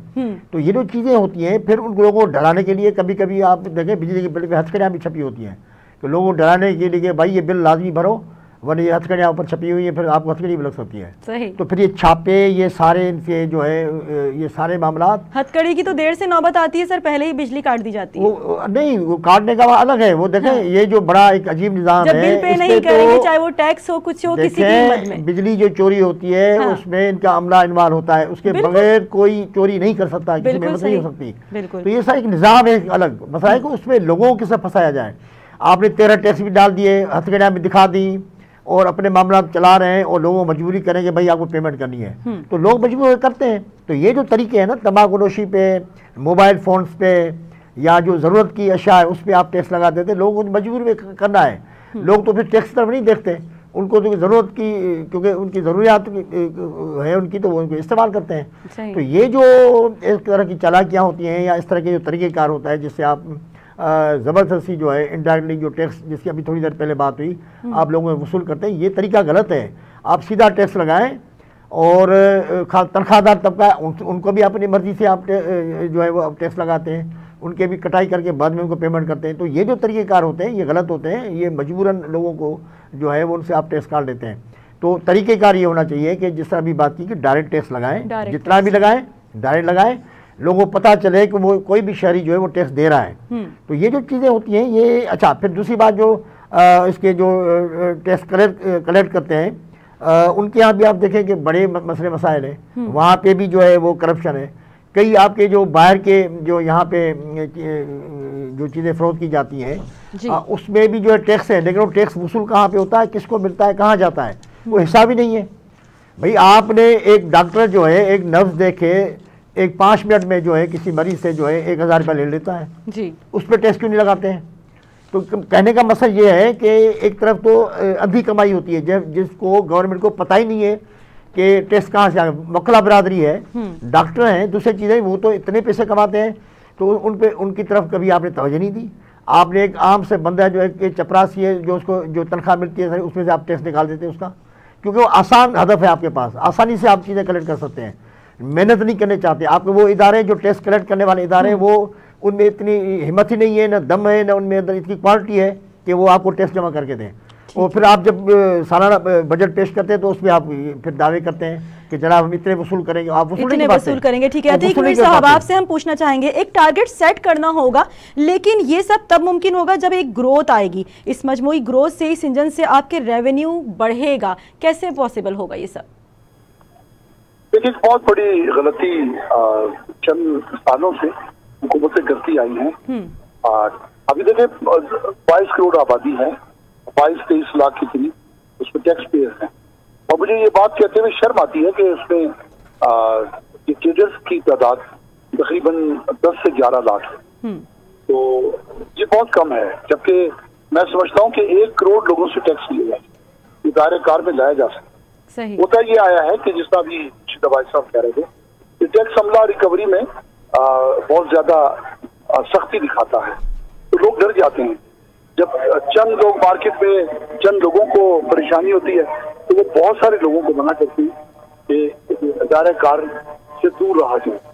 लेकिन मेरी तजवीज़ इसमें ये होगी, और शायद हुकूमत इस पर गौर भी कर रही है कि टैक्सों के दायरे कार को बढ़ाने के लिए जब आप टैक्स को आसान करेंगे, पकड़ दकड़ को इनसे अलग कर देंगे, एक सॉर्टिंग करके एक मखसूस लोगों को जो टैक्स चोर हैं उन्हें पकड़ने की कोशिश करेंगे, तो यकीनन टैक्स रेट की भी इसमें आपको इस्लाह करनी है, क्योंकि टैक्स रेट गैर मुनसिफाना है।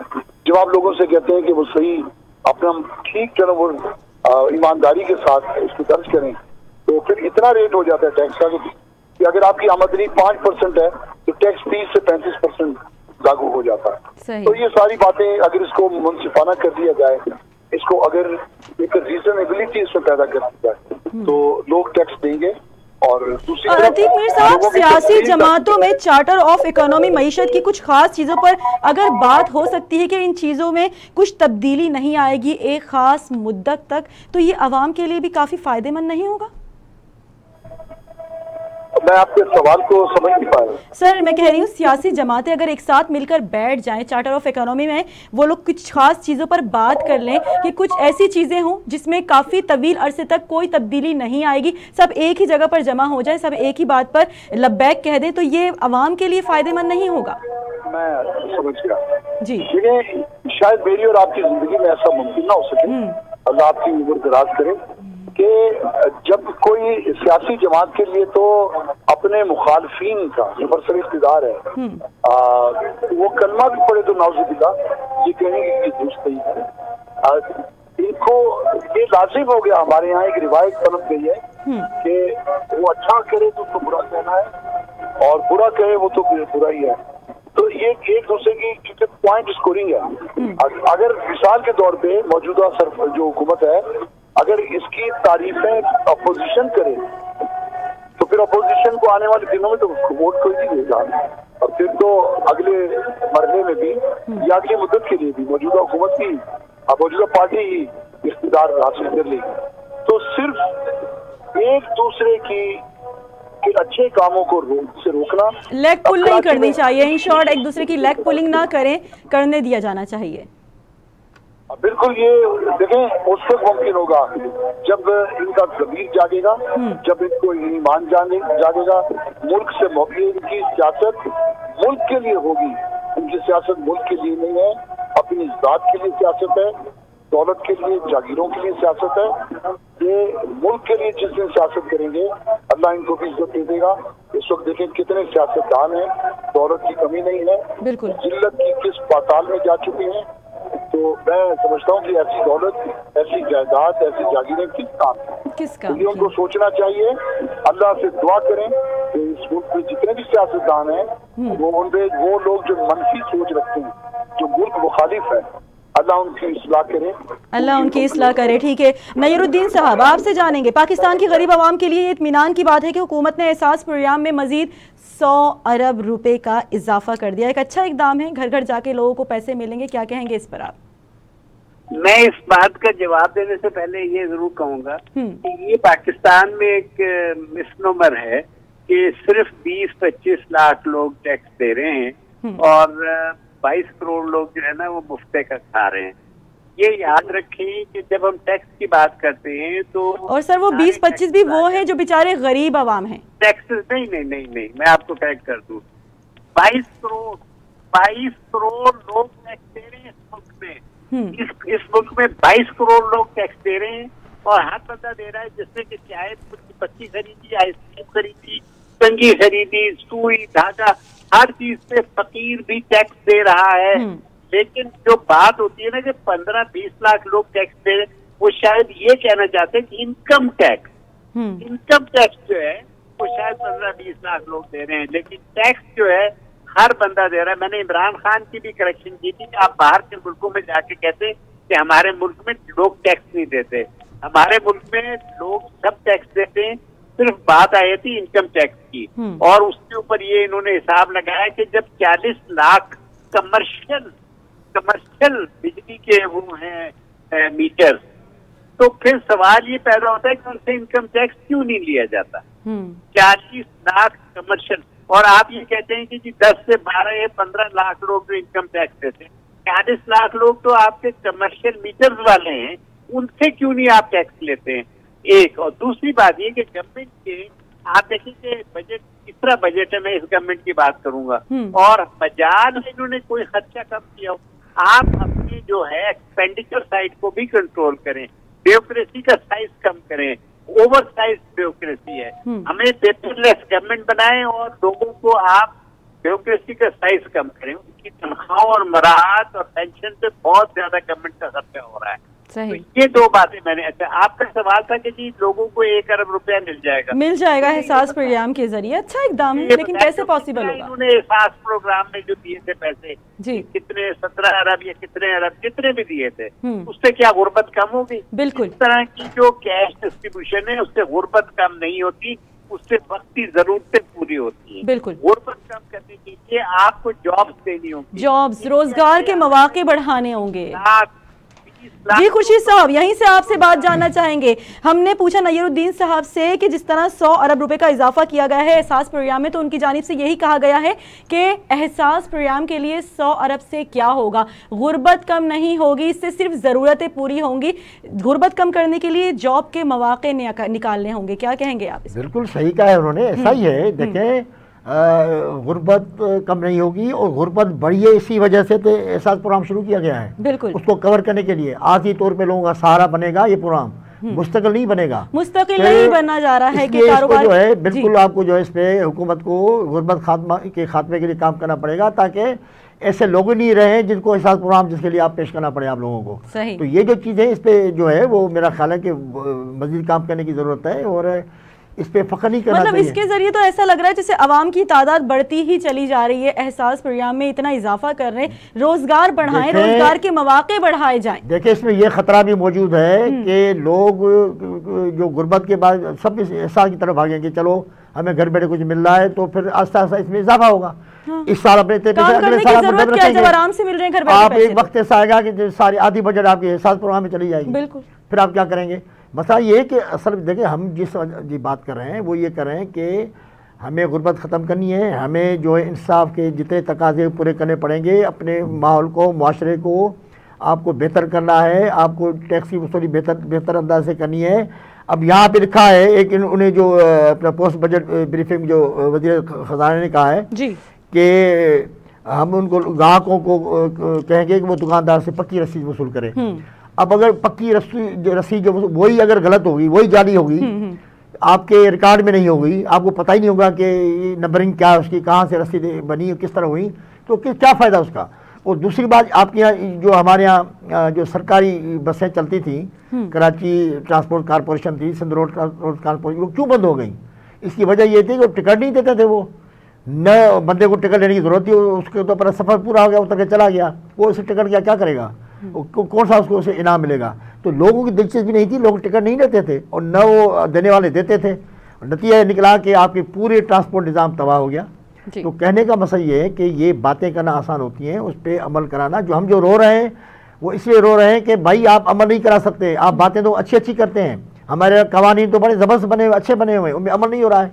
सही। जब अमल नहीं होगा तो कानून किस काम का? वो अभी जो आपने बजट पेश किए, जिस चीज़ में आपने दावे किए, जो आपने बातें की हैं, जब आप उसमें अमल नहीं कर पाएंगे, वो हमें नज़र आ रहा है ठीक माजी की तारीख देखते हुए कि आप अमल नहीं कर सकेंगे। जब अमल नहीं करेंगे एक फैंटेसी सामने लेकर आ गए हैं जिस पे अमल करवाना नामुमकिन है। ठीक है, इसी बात को हम कंटिन्यू करेंगे अतीक मीर साहब से। अतीक मीर साहब, कहा गया है तरीन साहब की जानिब से कि बड़े स्टोर्स पर सेल्स टैक्स लगाए जाएंगे, ग्राहक दुकानदार से पक्की रसीद वसूल करें, क्या कहेंगे इस पर? देखिए, बड़े स्टोर पर तो खरीदारी की रसीद बनती है, लेकिन किसी का नाम, किसी का एड्रेस नहीं होता। और ये जिस तरीके से आपने देखा पिछले साल सेल्स टैक्स की मद में वहाँ से कटौती भी होती है काफी हद तक। कटौती भी शायद, देखिए कटौती तो आप कोई भी चीज उठा के आप खरीदते हैं, चाहे आप साबुन लें, खरीदें, टूथपेस्ट लें, सब पे टैक्स कट चुका होता है, जितना भी हमारे भाई बात कर रहे थे। तो टैक्स के बगैर तो आप कुछ भी खरीद नहीं सकते, लेकिन उसको डॉक्यूमेंटेड करना, ये मेरा ख्याल है ये इस सतह पे जो आप बड़े स्टोर्स की बात कर रहे हैं, ये पॉसिबल नहीं है। अभी मैं समझता हूँ कि बजट में बहुत सारी चीजें ऐसी हैं जो यानी ऐलान तो कर दिया गया, लेकिन उसकी नफी भी हुकूमती सतह पे हो रही है कि ये चीज जब फाइनलाइज होने जाएगी तो ये चीजें हम खत्म कर देंगे। तो ये जिस तरीके से दिखे, ये हम पर एक तलवार लटकाई गई थी कि ताजिर जो भी रसीद काटे, शनाख्ती कार्ड उसका इंदराज होना चाहिए, वो हमने उससे नामुमकिन करार दिया। हमने कहा ये मुश्किल है, ऐसा नहीं हो सकता, क्योंकि उसके बाद हुकूमत IMF का ये दबाव था कि पूरी मैशियत को दस्तावेजी बनाया जाए, जो जिसके बहुत सारे असबाब हैं और वो जायज हैं कि उसमें नहीं हो सकता। लिहाजा ये जो इस किस्म की चीजें नाकाम होंगी, इसकी बजाय डायरेक्ट टैक्सेस का जो दायरा कार है उसको बेहतर करना चाहिए। उसमें जितने लोग ज्यादा आएंगे उतना ज्यादा टैक्स बढ़ेगा, उतना ज्यादा वॉल्यूम बढ़ेगा।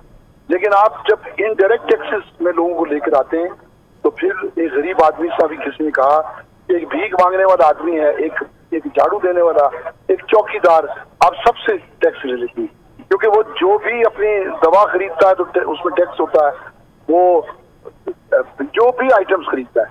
तो इसलिए मैं अब भी कहता हूं कि इस बजट से अगर मिडिल और लोअर क्लास को ये फायदा होता है, हालांकि हमारे लिए तिजारत में तो SMEs को कभी भी कोई फैसिलिटेट नहीं किया गया, जिसमें बड़ी बड़ी आप देखें कि मिलों को, बड़े बड़ी फैक्ट्रीज को, बड़े बड़े सेक्टर्स को ये हुकूमत फैसिलिटेट करती है। तो SMEs को कभी भी किसी बजट में इसके लिए कोई रियायत नहीं रखी गई। लेकिन हम फिर भी ये बात कहते हैं कि ये निचली सतह के लोग हैं, ये मजदूर तबका है, ये मुलाजमीन तबका है, इन्हें रियायत देनी चाहिए।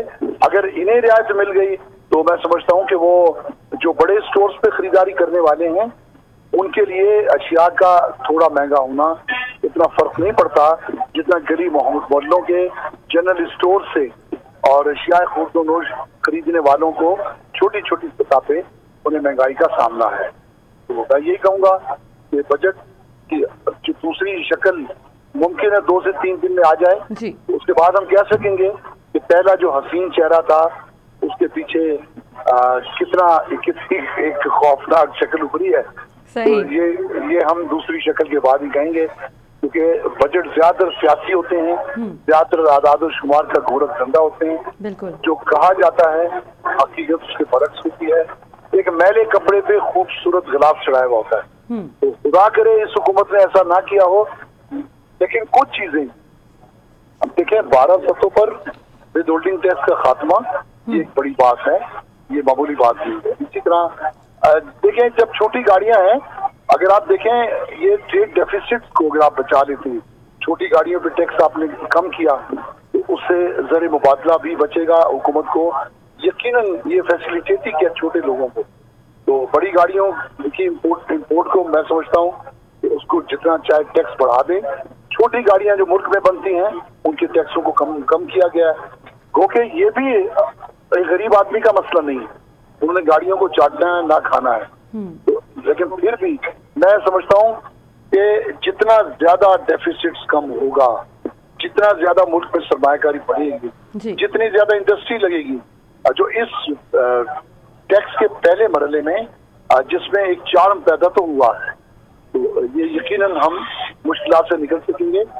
लेकिन इसके लिए एक सख्त तरीन मशक्कत की जरूरत है। अवाम को भी अपना किरदार अदा करना है। और जैसा भी आपने कहा कि सियासी जमातें या सियासतदान क्यों इसमें अपना हिस्सा नहीं डालते, बिल्कुल। तो एक कौमी सतह पे सोच होनी चाहिए, उसके बाद ये मुल्क बनेगा। हम लट लेके उसके पीछे लग जाते हैं, जो बरसर इख्तिदार है हम सारा गुनाह उस पर डाल देते हैं। ऐसा नहीं है। आप देखें रमजान मुबारक में हमें हुकूमत तो नहीं कहती कि सब्जियां महंगी कर दो, दालें महंगी कर दो, आटा महंगा कर दो, चीनी ब्लैक में बेचो, ये सरकार तो नहीं कहती, ये हम ही लोग चोरी करते हैं। तो ये बिनैसुल कौम हम लोग भी तो अपनी इस्लाह करें, हम भी तो अपनी इखलाकी इख्तियार को बेहतर करें, जो कि बदकिस्मती से नहीं। फिर मैं आपको महंगी चीज बेचता हूँ, आप मुझे तो बुरा नहीं कहते, आप हुकूमत को गाली देते हैं। हम सही, बिल्कुल सही। बहुत शुक्रिया अतीक मीर साहब, ऑल ताजिर इत्तिहाद सदर कराची हमारे साथ मौजूद थे। मिर्ज़ा इख्तियार बेग साहब माहिर मौशियात हमारे साथ मौजूद थे। नयरुद्दीन तजिया निगार थे, जबकि खुर्शीद अब्बासी साहब सीनियर तजिया निगार हमारे साथ मौजूद थे। आप तमाम तर हाज़रीन का बहुत शुक्रिया अपनी अपनी आरा देने के लिए। बजट आ चुका है, बजट अवाम दोस्त है या अवाम दुश्मन है, नंबर का गेम है, नंबर का गोरख धंधा है। उम्मीद करते हैं कि आगे भी इसमें कुछ बेहतरी आ सके, अवाम के लिए ये कुछ बेहतरी के मौके लेकर आ सके। इसी के साथ ही मुझे यानी कि साइमा खान को बजट ट्रांसमिशन 2021-22 से फैज़ टीवी के प्लेटफॉर्म से इजाज़त दीजिए। अल्लाह निगहबान।